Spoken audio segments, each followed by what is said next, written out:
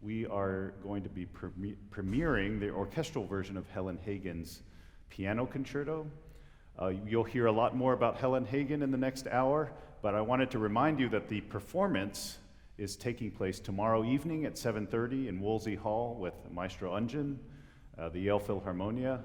We're playing Soomin Kim's orchestration of the piece, and Samantha Ege will be our piano soloist. So thank you for coming to this conversation, and I hope you enjoy it. So I'd like to start off first by asking each of you how you got into music. I know, Dr. Ege, you have a very interesting career, both as a musicologist and a performer, so I'm interested in knowing why the piano, how you got into musicology, and how you arrived at your interesting career. Well, I started learning the piano when I was 3, which I think can be quite a common origin story for many pianists. The instrument comes into your life before you even realize. And it's something that I just really enjoyed playing. But it wasn't until my first year at university in Bristol, in the southwest of England, that I learnt that you could talk about history through music, which is the discipline of musicology. And I really fell in love with musicology in my first year. But in my second year of study as an exchange student at McGill University in Canada, I realized that you could tell the story through Black women. We exist. So that was a huge sort of dawning moment for me, where I realized that, well, I didn't feel so alone in classical music. I learned that there is a massive history, especially here in the US, of Black women, through the 19th century, early 20th century, and obviously up until the present day, actively transforming classical music. So I, sort of a long-winded route, but I eventually got around to doing a PhD in music, focusing on Florence Price, who was the first Black woman to make her symphonic debut with a major national orchestra, that being the Chicago Symphony. But while doing that work, I came back to playing and performing, and I would just play this music for audiences as a way to bring this history to life. I never, for a long time, I didn't really think of myself as a pianist, because I was a musicologist who happened to play the piano. And so it was just a joy to share this music with people. And my expectations were, relatively low. I never really imagined that a career as a pianist who plays music that is, lesser known, lesser heard, I didn't know that was feasible, but it is. And that entwined journey as a musicologist and pianist is what brings me here today. So you never, when you were learning the piano, you never had the ambition to be a soloist. It was always it sounded like kind of musicology as the primary interest, and it was fortunate that you started to play more and more. Absolutely. I mean, with the training that I had, it definitely might have looked like I was gearing up towards a career as a pianist. And yes, not in the way that I imagined, but that has turned out to be the case. But I always saw myself as a musicologist first, and the piano has sort of, sort of manifested this really beautiful journey. Excellent. And Soomin, welcome home. You were a student recently here at the School of Music. It's always nice to see the alums come back. Tell me about your kind of musical upbringing. Did you play an instrument? When did you get interested in composition? When did you know that composition was the thing you wanted to do? I also grew up playing the piano. I started around 3, 4.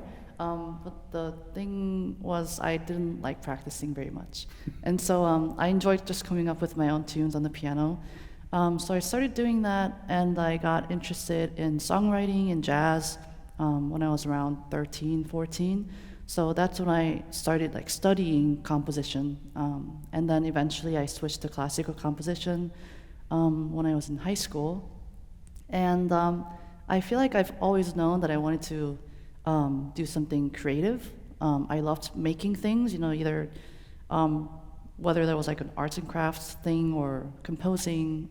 So I think I always sort of knew, but I think it wasn't until I was in college that I was like, oh, like this could be my career. Great. That's very interesting. Coming back now to Helen Hagan, I think she's a very, very interesting story, a story that we haven't heard enough about. And I'd like to talk to you both about, and you, Dr. Ege, I know you've done a lot of work on Helen Hagan and on the history of the piece and her story. How did you encounter her and the Piano Concerto for the first time? It was at the Center for Black Music Research in Chicago. They have her handwritten Piano Concerto manuscript as well. I was there because a lot of my work focuses on the Black Chicago Renaissance, which is this counterpart to the Harlem Renaissance, which is better known. But in Chicago, in the first half of the 20th century, particularly on the South Side, which is a predominantly black neighborhood, there is an incredible community of black classical musicians. And in 1915, Helen Hagan was there performing her piano concerto in its two-piano arrangement, and the second pianist was one of the local black pianists who was heavily celebrated in the black community there at that time. So she is very much a part of the network of black women that I write about. And I focus on networks because it's so important to show that there is nothing anomalous about black women in classical music, and part of their narrative has to do with these systems of support, these systems of black sisterhood, which Helen Hagan was a part of, and within that she was very much celebrated. Oh, that's interesting. I think one thing, maybe it's my own misconception, is that I thought the manuscript was in the Yale Music Library. So it was actually discovered in Chicago? They're in both. Oh, they're in both. Yeah. What? So she had written out multiple copies? Right, because people in her Chicago network would have played this piece as well. And I believe that she would tour with this work in its two-piano arrangement, because having access to an orchestra as a black woman during that time would have been a major challenge. So it made sense for her to do the two-piano arrangements. And Florence Price did the same as well with her piano concerto, touring that and performing that with Margaret Bonds, another black Chicago Renaissance pianist and composer. Have you compared the two manuscripts? Are they identical? Are there differences between the two? There are some differences. So we discussed this actually, because in the arrangement that I have, which I used when I was recording my Black Renaissance Women album, there were slightly different approaches. Yeah. And we found that some things didn't quite add up.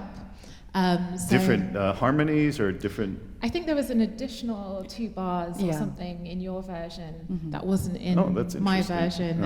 And so that was interesting, because that suggests to me that the one that you were consulting was maybe an earlier manuscript. So when you do the performance, and you're obviously the orchestrator, how did you decide which one to use?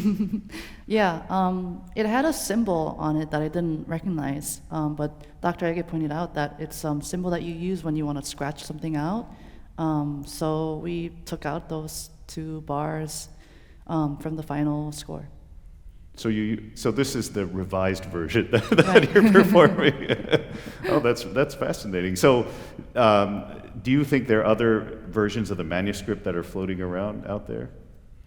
I can imagine so. I can imagine that whoever Hagen may have performed with would probably have their own version, and because these are handwritten manuscripts, they're not going to be these perfect duplicates each time. Or maybe, I find that with Florence Price's handwritten manuscripts, that even when she's copied out the same piece several times, there are slight changes, and so you have to make an educated guess as to what is going to be most appropriate for the performance.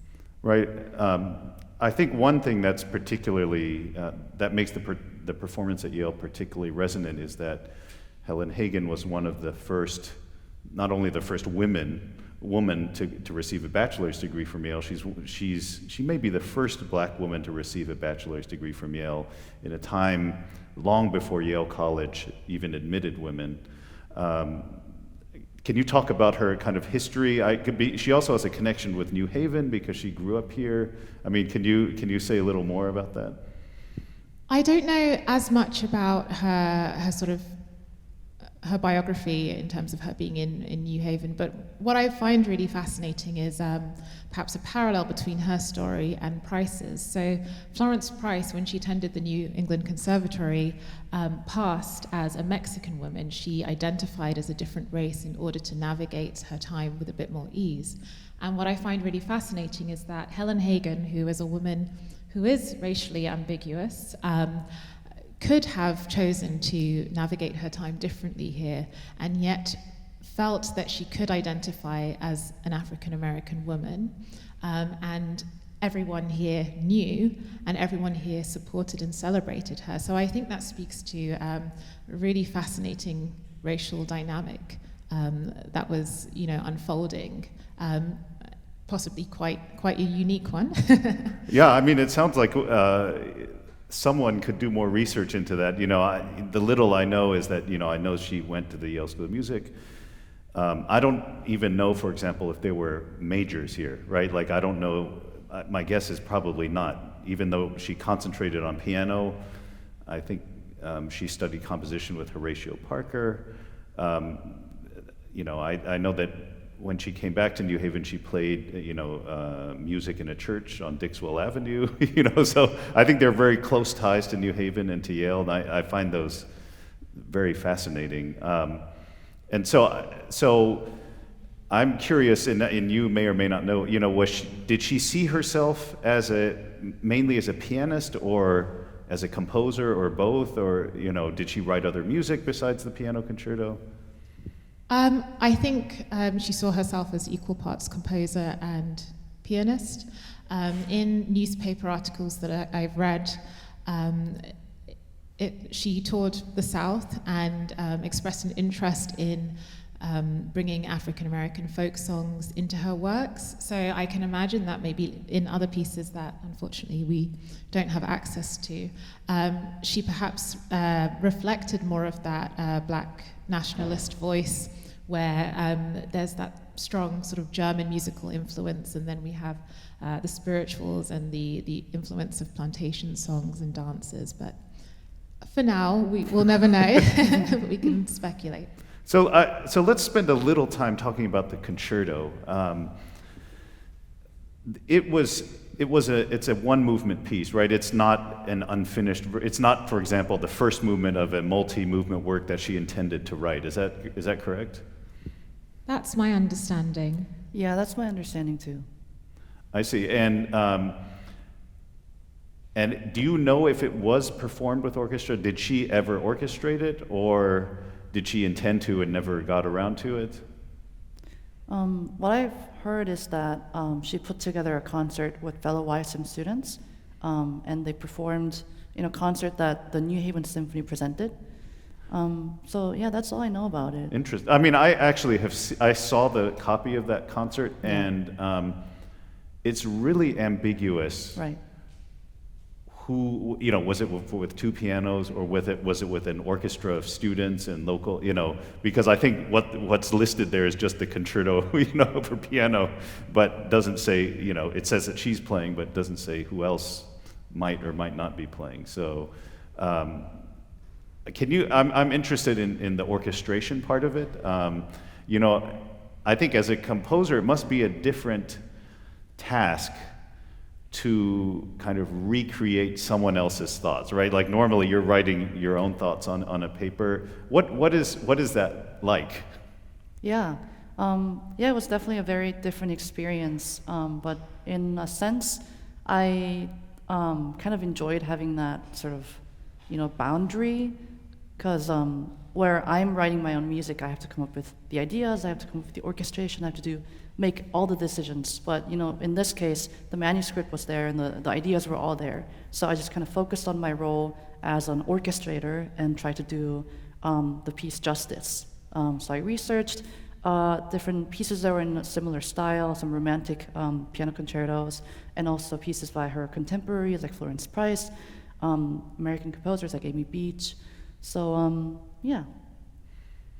I mean, it seems like your job actually, in a way, seems more like a performer, right? Like when we interpret music, as pianists that's written down, we try to do justice to what's written on the page, but we also have to bring something from us, right, to make it unique. And so, is that the same feeling you had when you're orchestrating? Yeah, definitely.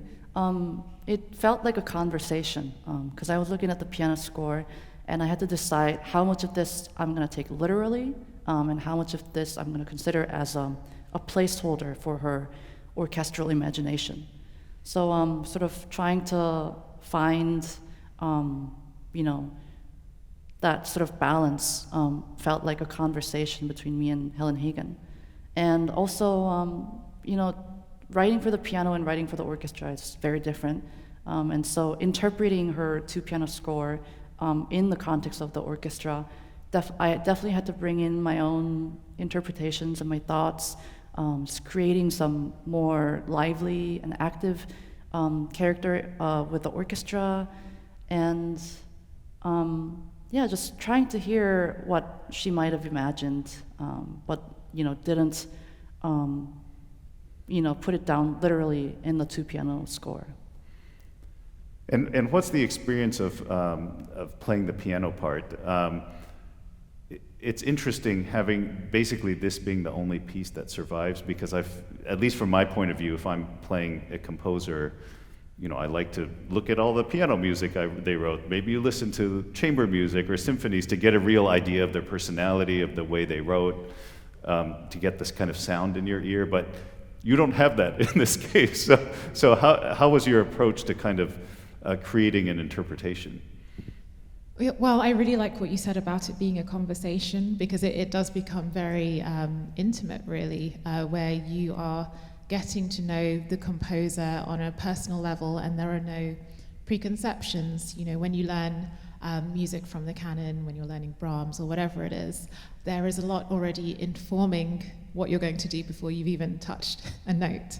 Whereas with Helen Hagan's music, you're sort of finding your way as you go along. And so with my recording, for example, that really captures, one moment within this journey, and then, working with your orchestration. I said to one of the musicians, it's almost like a completely different piece. I have to get to know her on a different level, because I'm hearing the orchestral voice that was only in my imagination before. But this is what I love about being a pianist as well as a musicologist, because as a musicologist, you can't really kind of interpret and in a more imaginative way, because there'll be a whole lot of people to, keep you in place, and there are all the processes of peer review and all of that, which kind of, it adds so many more layers and takes out the personal in a way. Whereas as a pianist, my interpretation is my interpretation. If someone wants to do something different, that's also okay. So I just feel like there's a bit more freedom for me to express myself in a way that it's not so common as a musicologist. So tell me about the kind of experience of playing it, meaning that can you tell what kind of pianist she was by, what it's like to play the piece, and could you tell kind of what her influences were compositionally, pianistically, by playing the piece? Yeah, absolutely. She was a virtuoso. She's what I think of as a sort of fireworks kind of pianist. You have those pieces that are so flashy and, in the style of Liszt, pieces that just grab your attention. I don't think of myself as that kind of pianist. I think I prefer the more sort of brooding and moody kind of works. So this really pushed me to express myself differently as a pianist. She was clearly someone who practiced her scales every day. Because as we all should. Yes, exactly. You can't launch into that piece without doing a solid warm-up. So she was, a real pianist. There is so much training that is evident in the way that she writes for the instrument. And there are some moments as well that are just, in my opinion, unnecessarily challenging. But again, I think it's because she's using this as a vehicle to say, look at what I can do. Look at how good I am. Exactly. And, and this is a time when people of African descent and people who are women are not seen as intellectually capable. So she is really, dismissing the stereotypes and just proving to the world exactly what she can do. And that's, I'm very glad that in the one piece that we have left of hers, it is probably one of her most virtuosic works, so that we can, at least get a glimpse of just how powerful she was. If she were here and you asked her what models of piano music she likes, Liszt would be the first one that comes to mind. I think so, Liszt and Chopin, definitely. Oh, interesting, that's great. And so we've placed her in kind of the context of piano music. In terms of piano concertos, do you see any, is there any kind of lineage in terms of African-American composers that you notice? With this one, no, I feel like it is more aligned to the late 19th century Romantic tradition. And I think that also reflects the fact that she was studying here with Horatio Parker, who I think is it the second New England school? Right, yeah. Where there is that German sound that is shaping so much music making on the East Coast. Florence Price studied with Chadwick, and Amy Beach is part of that as well. We have an Amy Beach expert here. And so I can really hear that tradition. And I think it's really important to note as well that African-American composers are not imitating this. This is part of their training. This is part of their heritage. And this is what they are reflecting in a most authentic way as composers. Great.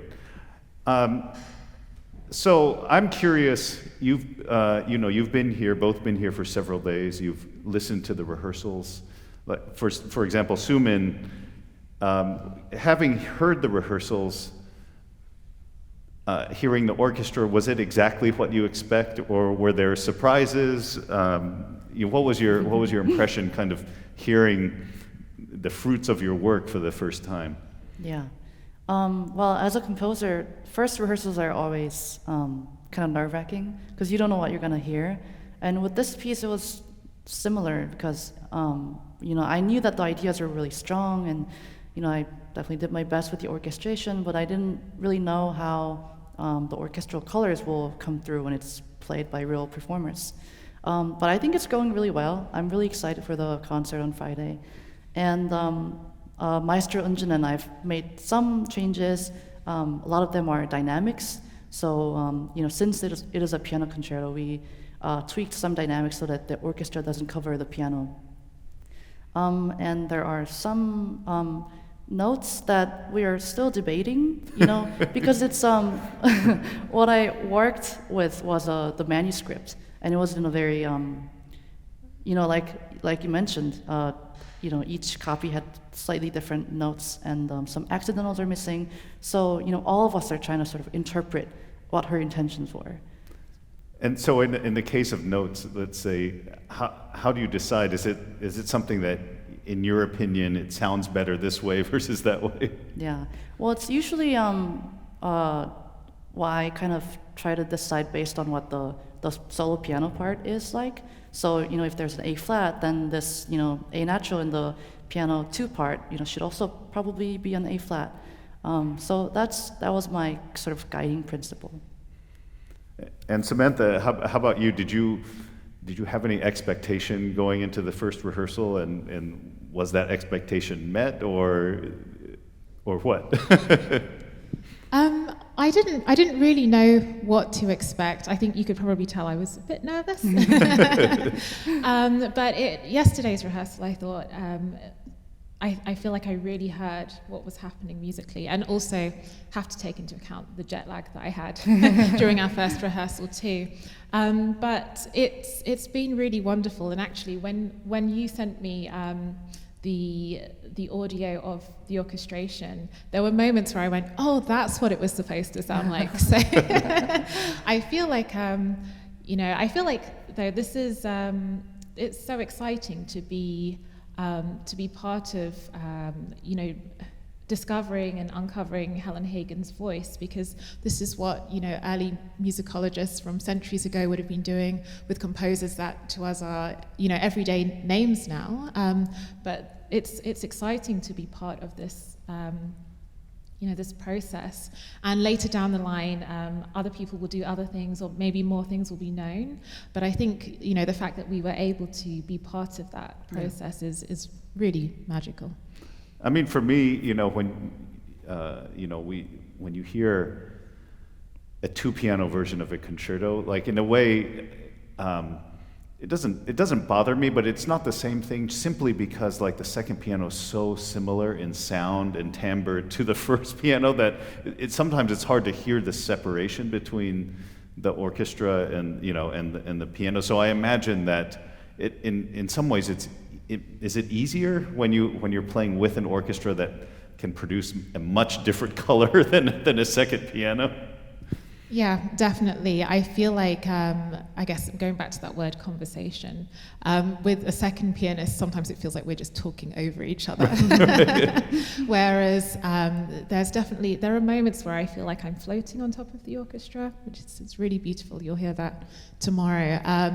And yeah, it definitely brings another dimension. And I feel that, we'll never know exactly how Hagen intended the music to sound, but I think she would be very proud of what you've achieved. Thank you. So, do you feel like the orchestra part? In thinking of the kind of canon of piano concerti, there, like you could look at Chopin, where the orchestra is basically only supporting the piano, right? Whereas other composers, like there are battles between the orchestra and the piano. Where is Hagen's use of the orchestra on this, you think? I would say the former, where at times the pianist is really a soloist in the truest sense, where there's no other sound, and there isn't always. I think the orchestral role is mostly supportive, would you say? Mm-hmm. Yeah, I think so. When I was looking at the original manuscript, I noticed that there were a lot of empty bars in the piano two part. And I was like, are these like meant to be empty, or maybe she like never finished the second piano part? But she did put rest in those measures, so I was like, okay, they were meant to be empty. So there's quite a lot of passages where the solo piano is playing only, and the orchestra, maybe comes in for a bit and then supports.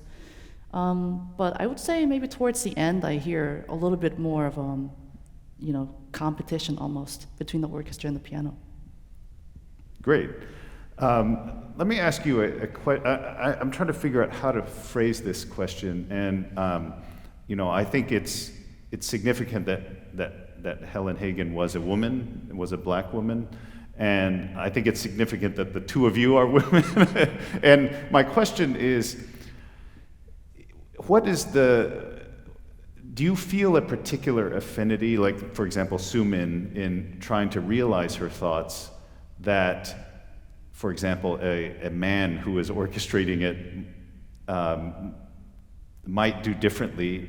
I mean, I'm not expressing it well, but I guess my question is, do you think there's a particular sympathy for you to Helen that, for example, a man wouldn't be able to access?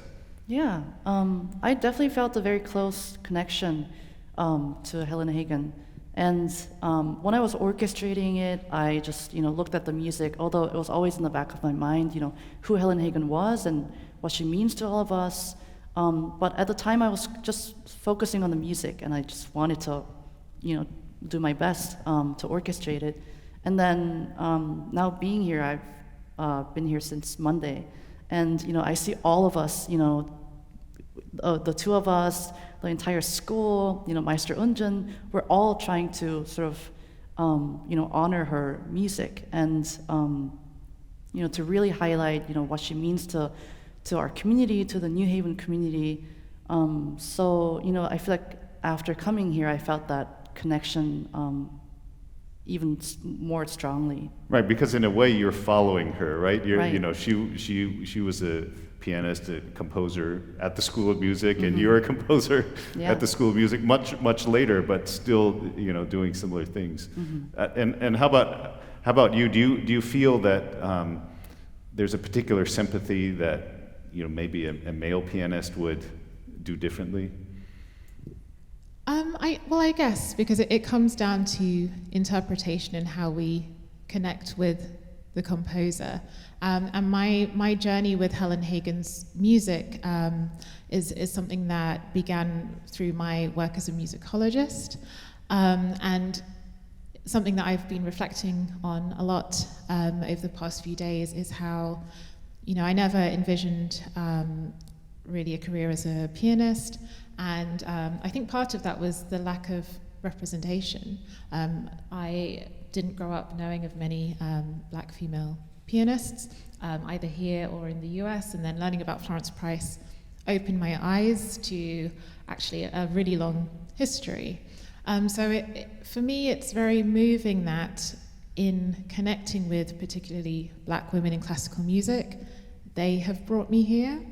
And I think that's a particular journey that I'm not sure, can be shared by everyone, especially because, the representation factor in classical music varies from person to person.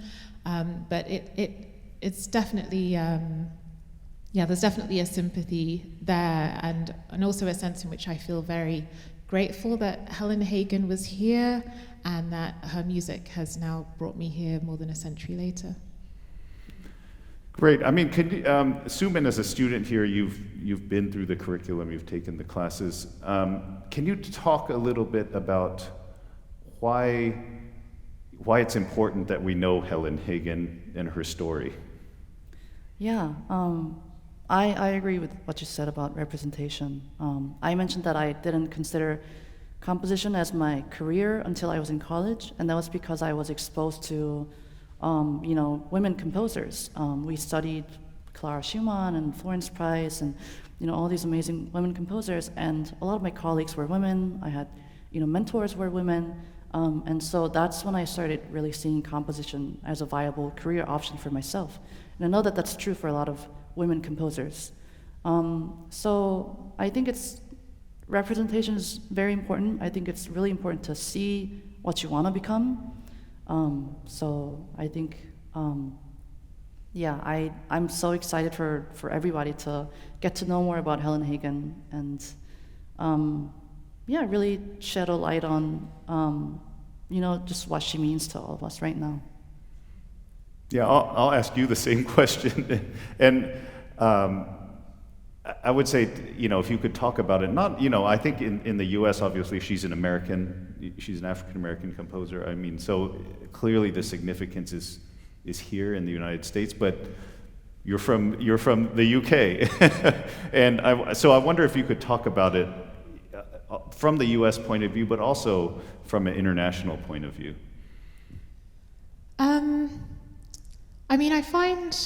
I'm not really sure how to talk about it from a UK perspective because I've spent a few years living abroad, and I feel like sort of removing myself from the UK helped me sort of define and redefine myself.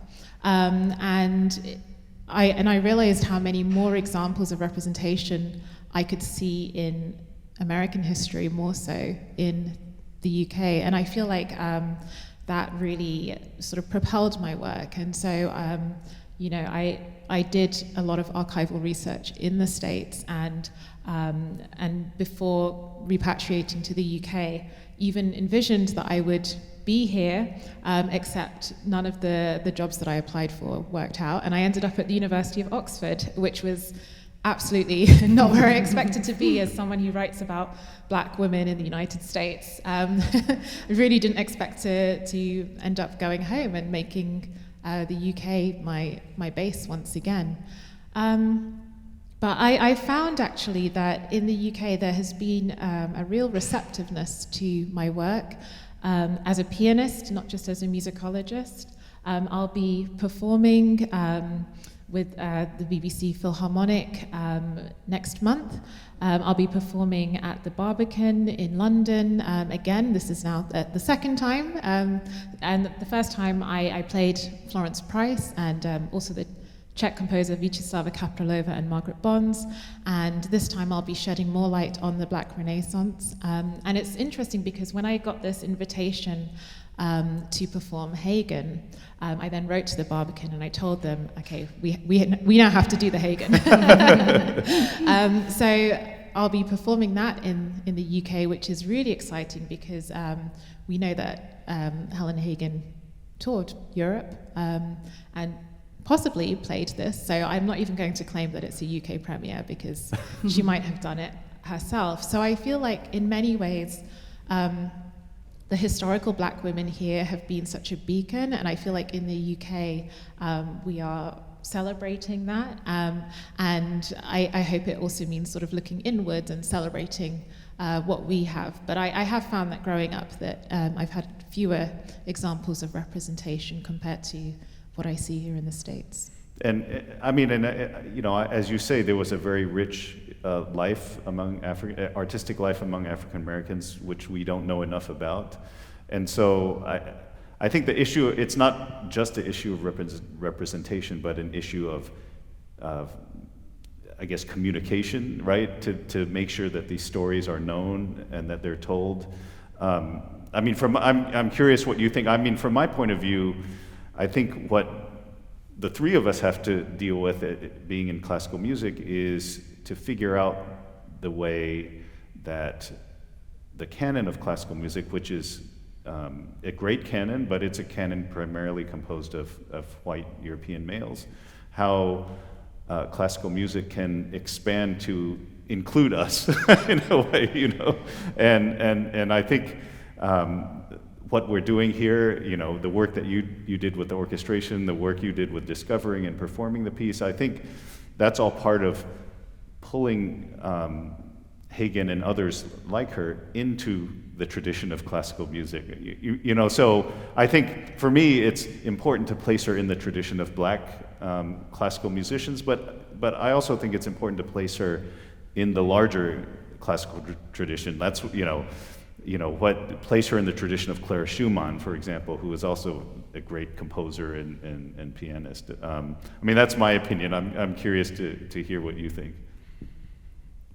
Yeah, I feel like it's empowering to think in that way, you know, of just, you know, women of color in classical music and like putting myself in that tradition. And yeah, it just feels like there's almost this, you know, this whole tradition that led me here, and you know, to be a part of something is really exciting, and like to be a part of this, I feel like a very important historic moment. Yeah, it's really special. Right, to understand that like Horatio Parker is part of the tradition, but Helen Hagan's part of the tradition too, and we should know about both of them, right? Yeah. But I also think the reason that we don't know about Helen Hagan as much is because of how undervalued Black communities and systems of support are. And so I also think it's important to document that part of the tradition, because that way it reinforces that, you know, we have Helen Hagan, we have Florence Price, and we have so many other names. And some of these names are known, some of these names are unknown, but looking into the communities that make the individual is really important, because, you know, we sort of take that for granted with, you know, Beethoven, Mozart. We kind of just imagine that they came out of nowhere. We don't talk about, you know, the wider communities of support.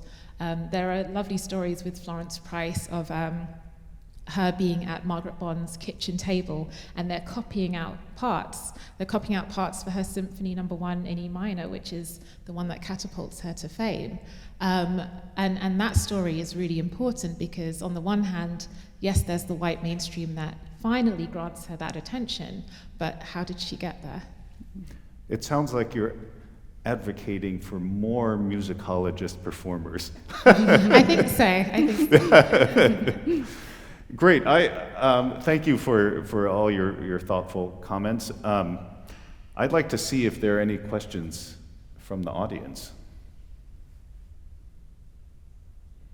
Yes. Is there anything known about her, like any surviving relatives or family of Helen Hagan? And I guess the whole question of her estate is a question somebody's got to be worried about.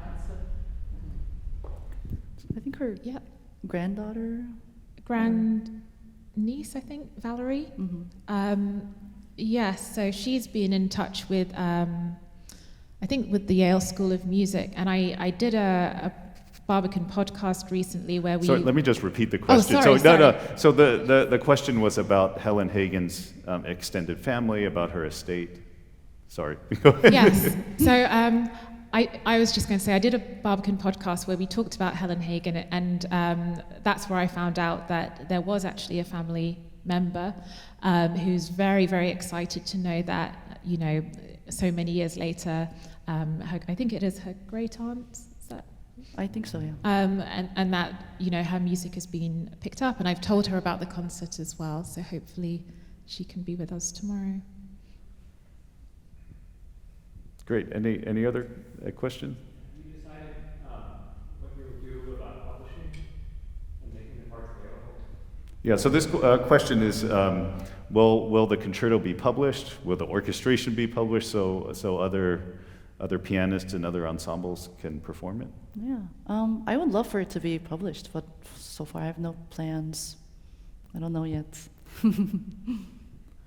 And do you? I mean, I don't even know the process by which one would publish the the score, or the piano part to the concerto. I imagine that you performing it so many times would be the ideal person to kind of edit such a document. Well, I mean, I feel like sort of major publishers have the priority of, is this financially sound investment to make? Will people be wanting to perform this regularly? And that's why I'm really grateful for organizations like the Women's Philharmonic Advocacy that Dr. Leanne Curtis leads us with, and they get these scores out. So this might be a conversation because we need organizations like this who are not, whose priority is not how much money can we make off this project. The priority is how can we get this music out there. Because that seems like also an important part of it, right? To have anyone who wants to play it be able to access the piano part. Yeah. Definitely. And I also think, though, that the fact that we're playing it and recording it will help, because the other question is people want this music, but they also don't know what it sounds like. Right. Good point. Any other questions? Yes. Speaking of sound, you briefly speculate that she reflects Black nationalist voice in her music. I'm just curious, where might we be able to hear some of them? Where might be some of the clues in the composition? So the question is about in the ways in which her music reflects Black nationalistic sound. What can we listen for to hear that in her music? Go for it. Okay. I think that the opening in particular is so powerful and so forceful. So when I'm talking about this Black nationalistic sound, it's Black composers at the turn of the century finding their American voice, because this is the big question in American music. What do we sound like as opposed to, the European sound? What is an American school of music? And funnily enough, it sounds pretty German. But it's also a form of, in other works, we hear African-American folk songs and spirituals, etc. And as I mentioned, Helen Hagan isn't referencing that, but she is referencing that German tradition. And, if we think of the context of German music being thought of as universal, she's, I think, perhaps not necessarily thinking of it as just a German sound, but as this universal sound that we can all access. So there's a lot of power in her music. There's a lot of lyricism as well, a lot of very beautiful, sentimental moments, but she's definitely striving for this American sound. What do you think? Yeah, I agree. Yeah, I think the piece in general is definitely in the romantic sort of style, and it's different from like Florence Price's symphonies, the way that it doesn't necessarily directly quote anything in particular, but just the fact that what you said earlier about how she studied here, and most of what she studied was from the German tradition, and for her to own that knowledge and to express that in her piece, I think it's very special. And as a composer, I think that to myself all the time. I'm a Korean composer, I'm from Korea, but I don't have to write Korean music all the time. Like if I write something that follows the German tradition, then I'm not imitating it. That's very much my own part of my own musical language. So, yeah. Great. Anyone else? Yes. So then when you're orchestrating a piece, but you have the second piano part there, what's your relationship as a composer to that second piano part? How much does it guide you? How much does it limit you? How much do you ignore? What kind of relationship do you have as a composer to that second? So the question is about, having an existing second piano part, the ways in which it guides you or limits you in the orchestration. Yeah. So I kept all the notes there. So the second piano part was, meant to be for the orchestra. And it was limiting in the sense that it was written for the second piano, so, it's playable by one person and, whatever their reach is on the piano, which is very different from the range of the orchestra, considering, you have the piccolo there, you have, horns and low strings. So I tried to put it in the context of the orchestra and make it make sense with all the color palettes and the range that's available to me in the orchestra. But it also, was extremely helpful because, I know what the interaction between the solo piano part and the orchestra would be like. I have the sense of, that dialogue between the two, between the piano and the orchestra. And, I kept all the notes, all the dynamics that were there. I think, went back and made some edits after she was done with the first initial draft of the score. I see some like markings in blue pen, that's different from what the score is written with. So I honored all those dynamic markings, but I added some more. Didn't you also tell me that she had kind of written some notation about this line should be played by certain instruments? Yeah, there were a few of those. I think there were like horn, this would be trumpet and violins. Yeah, a few of them. Good. Anybody else? Hi. The recording of the concert, we will probably make available. If you can't come to the concert tomorrow night, which is at 7:30 in Woolsey Hall, you can watch it streaming on your computer if you can't make it. We will be recording it, both audio and video, and I think it will be a discussion among the conductor, Soomin and Samantha, how and when it will be released. Hi. I just wanted to comment that I first heard of Helen Hagan when there was a campaign. I believe it was Elizabeth Foxwell led the campaign to give her a grave marker and to honor her resting place. So that was just an unusual way to become aware of someone, and I think a lot of things got started from that campaign. I think absolutely. That was the first time I had heard of her. She had been buried in an unmarked grave, and so at that point, we found out she was a graduate of the School of Music, really early graduate of the School of Music, and the campaign was started to give her a proper marker and burial. And I think the music that was discovered comes out of that. Any other questions? Okay, thank you for coming. to this very interesting talk. I just want to give you a final reminder.